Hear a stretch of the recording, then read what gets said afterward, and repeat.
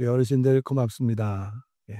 옛날 이조 숙종왕 때에 개성 근방에 이름난 효자가 살고 있었습니다. 이 효자는 늙은 노무님을 열심히 효도 봉양하면서 살고 있는데 마침 임금님의 그 지방을 지나가시게 되었습니다. 그 고을로. 어머니가 늙으신 어머니가 거동도 못하시면서 얘야 임금님이 우리 고을에 오셨다는구나. 그래서 임금님을 뵙고 싶어 하시는구나 하고 이 효자가 어머니를 지게에다가 조금 편하게 해서 싣고 가서 임금님을 보여드렸습니다. 보니까 임금이 지나가면서 보니까 늙은 노모 한 분이 지게에 타고 계시라. 그래서 사연을 물었습니다. 그러자 이제 이 효자가 우리 어머니니 임금님을 눈 감기 전에 한번 뵙는 것이 소원이라고 해서 모시고 왔습니다. 그래, 네가 참 효자구나 하고 송아지 대게 하나 오고 쌀 10섬을 상으로 줬다고 합니다. 그 소식이 여러 동네에 다 퍼졌어요. 근데 그 옆 동네에 아주 불효자식이 하나 있었는데 뭐가 탐났을까요? 송아지 새끼 한 마리하고 쌀 10섬이 탐이 나가지고 마침 또 임금님이 그 근처로 지나가는데 나도 이걸 받아야지 하고 어머니를 지게에다 태워가지고 임금님 앞에 나갔습니다. 임금님이 그것을 보고 저기 또 어머니인가 본데 지게에다 싣고 거리로 나왔구나. 그를 불러라 그랬어. 그러니까 그 고을의 현감이 뭐라고 그랬냐면 임금님 저놈은 불효로 소문이 난 놈인데 임금님 상을 받으려고 늙은 어머니 억지로 모시고 나온 겁니다. 하고 고자질을 해서 일러 바쳤습니다. 어떻게 됐을까요? 어떻게 됐을 것 같습니까? 그래서 그 말을 듣고 임금님은 그 아들을 불렀습니다. 이 불효 아들, 재물을 탐하는 아들을 불러가지고 어떻게 했냐면요. 저 자에게도 송아지 한 마리하고 쌀 10섬을 주어라 그랬어요. 왜 그랬을까요? 그러면서 이 임금이 하시는 말이 뭐라고 그랬냐면요. 효도는 흉내내기도 어려운 것이다. 흉내를 내는 것도 어려운 거다. 그런데 이렇게 흉내라도 낸 것이 기특하지 않느냐 하면서 그 상급을 줬다고 합니다. 무슨 말이에요? 효를 행한다는 것이 그만큼 어렵다는 얘기입니다. 부모를 공경하고 효도하는 게 쉬운 일 아니죠. 옛말에 또 이런 말이 있어요. 한 부모가 10자식은 키워내는데 10자녀가 한 부모를 모시기는 쉽다 어렵다. 어렵다. 요즘 실제 그렇지 않습니까? 실제로 그래요. 옛날 부모님들은 여러 다자녀들을 다 훌륭하게 키워내셨어요. 그렇지만 요즘은 부모님이 핑퐁에 핑퐁 서로 밀어내기가 바빠요. 사실 이 땅에서 하나님의 은혜를 빼고는 하나님께서 우리에게 베풀어 주신 은혜를 빼고는 부모님의 은혜가 제일 큰 거예요. 또 이런 말도 있습니다. 어머니가 아이를 한 번 낳을 때마다 서말 서두에의 피를 흘리고 그리고 8섬 너말이 젖을 먹여야 한다. 아이가 자랄 때까지 젖을 먹이는 그 모유의 양이 8섬 너말 그리고 아이를 낳을 때 서말 서두에의 피를 흘리고 이렇게 부모님들이 자녀를 고생해서 양육한다 그 말이죠. 그리고 죽는 날까지 자식을 위한 사랑, 식을 줄 모르는 사랑 그것이 부모의 사랑이고 그게 부모의 심정이다 그랬습니다. 제가 네이버에 그 웹페이지를 검색을 해보니까 효에 대해서 예로부터 중국에 이런 말이 있습니다. 효가 뭐냐? 4가지, 5가지를 예를 들었어요. 효란 첫째는 양지요, 둘째는 봉양이고 셋째는 공대요, 4번째는 입신양명이요, 5번째는 불욕이다. 무슨 말인지 하나씩 설명을 드려볼게요.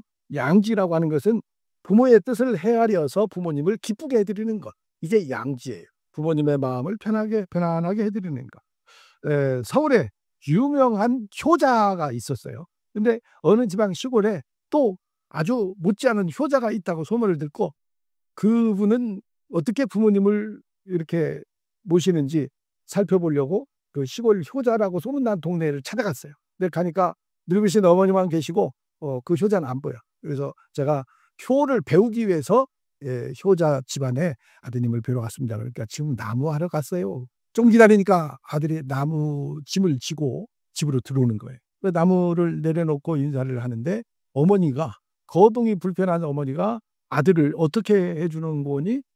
땀을 흘리고 왔으니까 물가로 데려가서 등을 씻어주시고 다 씻겨 이마에 땀도 닦아주시고 하는 거예요.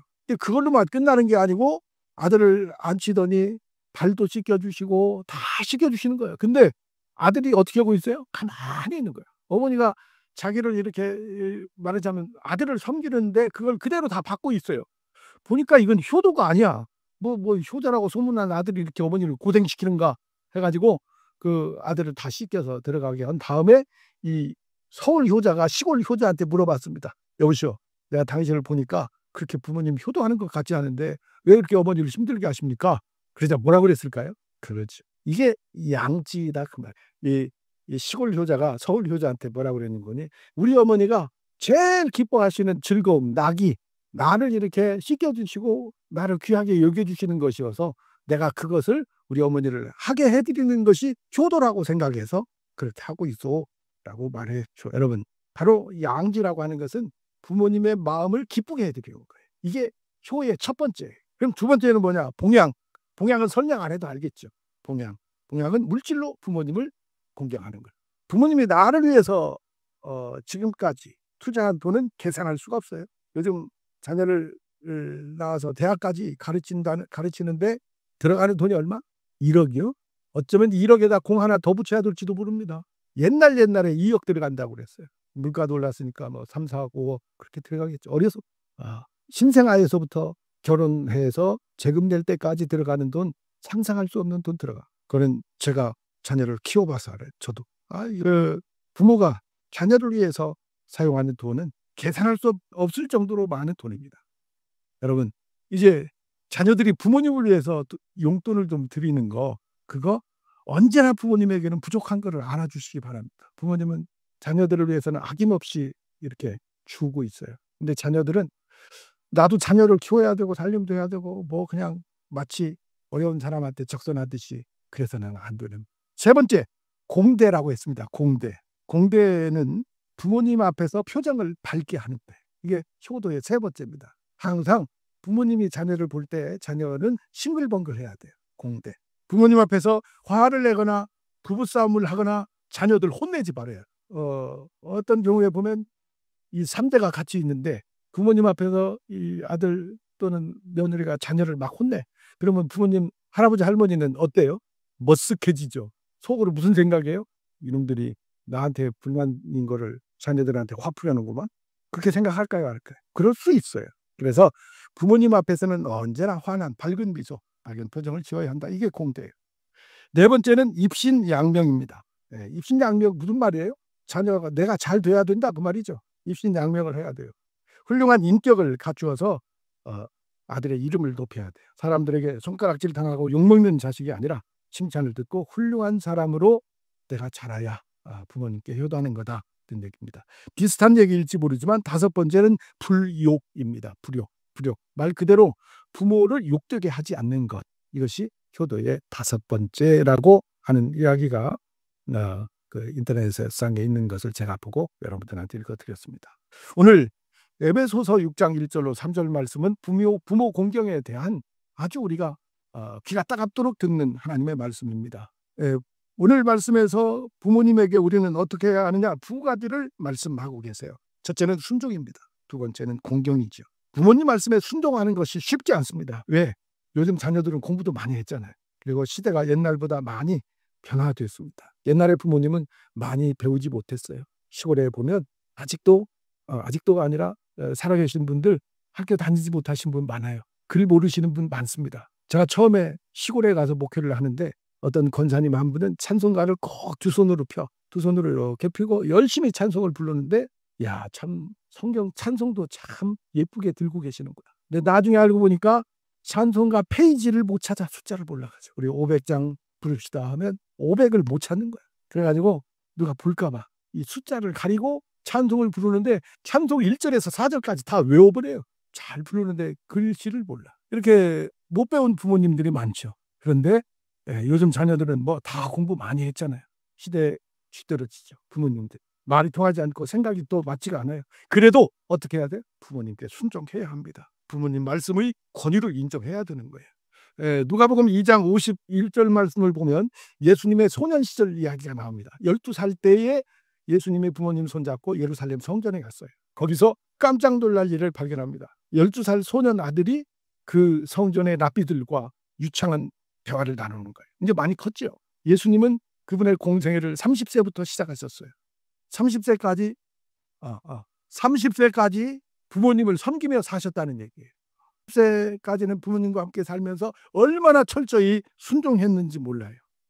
그래서 여기 말씀에 예수께서 함께 내려가사 나사렛에 이르러 순종하여 받드시더라.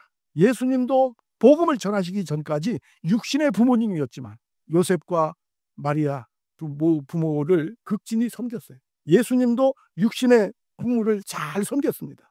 그리고 예수님은 십자가에 못 박혀 돌아가실 때까지도 자기 어머니 동정녀 마리아를 제자 요한에게 부탁하고 숨을 거두었어요. 또 있습니다. 성경의 효도의 예는 굉장히 많아요. 이삭의 예도 우리는 들 수 있어요. 이삭이 아버지 아브라함과 함께 모리아산으로 올라갔잖아요. 왜 올라갔어요? 하나님께서 아브라함에게 내 아들을 제물로 바치라고 그랬어. 올라가면서 아들이 궁금해. 아들이 컸죠. 어쩌면 힘으로 아버지를 제압할 수도 있었을 거예요. 이삭이 가면서 궁금해서 묻습니다. 아버지, 다른 건 다 있는데 제물을 왜 안 가지고 올라가세요? 그러자 아버지 아브라함이 하나님께서 준비하시리라 라고 얘기하고, 그리고 어쩌면 얘기해 주었을 거예요. 성경에 자세한 얘기는 나오지 않지만 내가 제물로 드려져야 한다는 것을 이삭은 알았을 거예요. 그러면서도 부모님 뜻에 순종하며 자기가 제물이 될 것을 알면서 모리아 정상에까지 올라가는 이삭의 모습, 이게 효도하는 모습이에요. 성경에 효도해서 잘 된 이야기가 너무나 많습니다. 누가 있나요? 룻기에 보면 룻은 모압 여인이었어요. 그런데 시어머니, 홀로 된 시어머니 나오미를 극진히 섬겨서 다윗의 증조 할머니가 되잖아요. 모압 여인이 자기 남편도 죽었지만 다시 제가해서 보아스의 아내가 되고, 또 보아스가 오벳을 낳고 오벳이 이새를 낳고 이새의 막내 아들로 다윗이다 보자. 그렇게 해서 증손자가 되는 그런 영광을 룻이 누리게 됩니다. 여러분, 이렇게 성경에는 자녀들아 부모에게 주 안에서 순종하라. 부모님이 무식하고 또 경우에 어긋나는 경우가 있더라도 우리 자녀들은 하나님을 경외하듯 부모님께 순종하는 자녀가 되어야 할 줄로 믿습니다.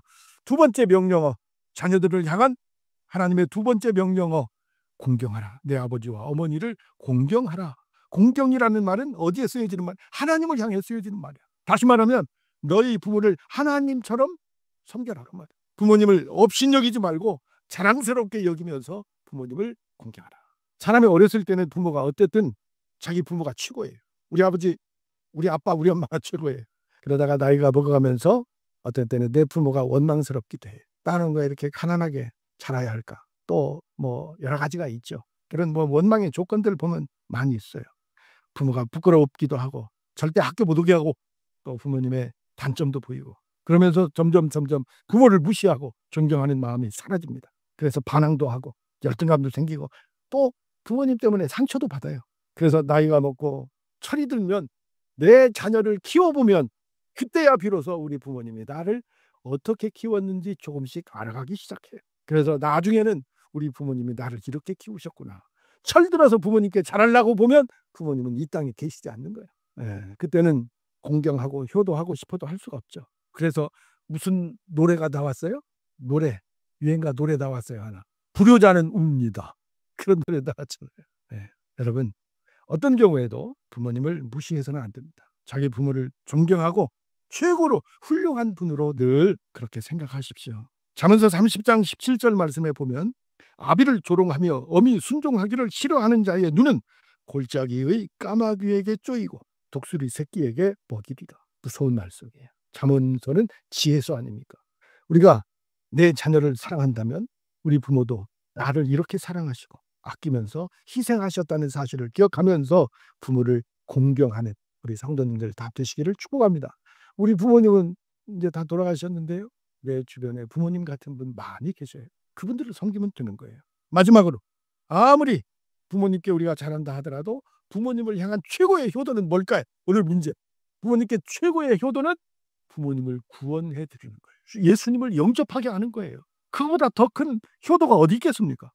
아무리 우리가 육신의 부모를 잘 섬기고 여러 가지 아까 얘기한 거 순종하고 공경하고 마음도 편하게 해드리고 그런다고 하더라도 부모님을, 주님을 영접하게 하지 못했다면 그것보다 더 큰 불효는 없는 거예요. 이 세상의 효도는 우리가 길게 해봐야 몇십 년 못 가요. 여러분, 부모의 영혼의 구원을 위해서 여러분들 늘 기도하시기 바랍니다. 부모 공경, 이것은 하나님의 축복이 약속된 계명. 오늘 말씀에 뭐라고 그랬어요? 이것이 약속이 있는 첫 계명이니 어떻게 된다고요? 3절 말씀. 네가 잘 되고, 두 번째, 장수하리라. 내 아버지와 어머니를 공경하라. 이것이 약속이 있는 첫 계명이니 이는 네가 잘 되고 땅에서 장수하리라. 여러분, 잘 되고 장수하고 싶으면 효도하세요. 그런데 이 목적을 가지고 효도하지는 마시고 그냥 부모님을 하나님처럼 공경하면서 순종하고 효도하는 우리 성도님들, 그 마음으로 어르신들을, 우리들을 위해서 온전히 자신의 삶을 희생하신 부모님을, 그리고 어르신들을 잘 섬기는 훌륭한 우리 공산대 성도님들이 다 되시기를 주의 이름으로 축원합니다.